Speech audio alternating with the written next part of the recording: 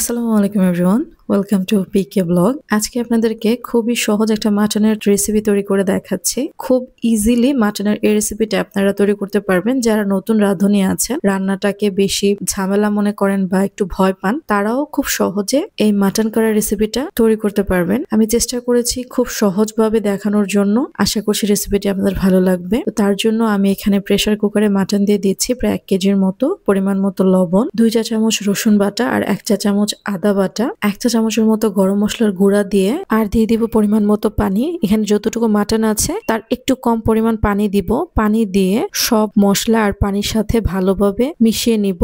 এটা আপনি একটা খুন্তির সাহায্য করতে পারেন, চাইলে হাত দিয়েও করতে পারেন। তারপরে মিডিয়াম টু লো হিটে আমি এই খাসির মাংসটাকে 4 থেকে 5টা সিটি আনাবো। যখন 4 থেকে 5টা সিটি হয়ে যাবে, মাংসটা প্রায় 70% সিদ্ধ হয়ে যাবে, তো এক্সট্রা যে এখানে পানিটা রয়েছে সেই পানিটা জাল দিয়ে শুকিয়ে নিতে হবে। এটা করতে 4 থেকে 5 মিনিট সময় লাগতে পারে হাই হিটে করলে, আর মিডিয়াম হিটে করলে 10 মিনিটের মতো সময় লাগবে। তো এইদিকে আরেকটা প্যানে আমি পরিমাণ মতো তেল দিয়ে দিচ্ছি। তারপরে দিয়ে দিচ্ছি পেঁয়াজ কুচি প্রায় 1 কাপের মতো। এখন পেঁয়াজটাকে একটু ভেজে নিব।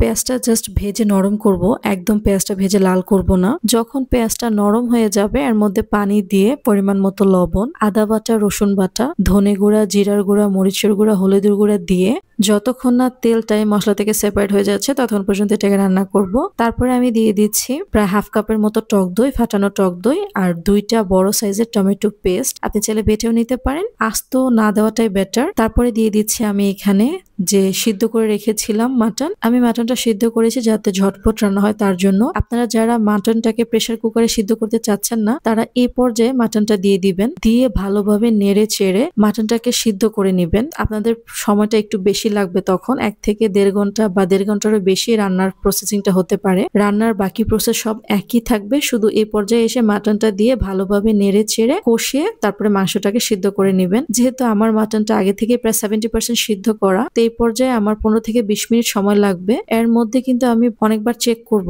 যাতে মাটনটা প্যানের তলায় না লাগে। তো 15 থেকে 20 মিনিট পরে আমার মাটনের অবস্থা হয়েছে এরকম। আমার মাটনটা কিন্তু সিদ্ধ হয়ে গেছে, আগে যেহেতু প্রায় 70% সিদ্ধ করা, আর মশলা মাটনের ভিতরে খুব সুন্দরভাবে ঢুকেছে। তো এখন আমি কিছু আদা কুচি দিয়ে দিচ্ছি আর কাঁচামরিচ 2 ফালি করে, ধনেপাতা কুচি দিয়ে আমি এটাকে দমে দিব 5 মিনিটের জন্য। এটা টোটালি অপশনাল, আপনি চাইলে স্কিপও করতে পারেন। এই পর্যায়ে কিন্তু মাটন কড়াই একদম রেডি। আপনি এটাকে পোলাওর সাথে খেলে সবচেয়ে বেশি ভালো, রুটি পরোটার সাথেও খেতে পারেন। যদি কখনো বাসায় ট্রাই করেন এই মাটন কড়াই রেসিপিটা, আমাকে কমেন্টস বক্সে জানাতে ভুলবেন না কেমন হয়েছে। আগামী কোনো ভিডিওতে দেখাবে ইনশাআল্লাহ। সে পর্যন্ত সবাই ভালো থাকবেন। আল্লাহ হাফিজ।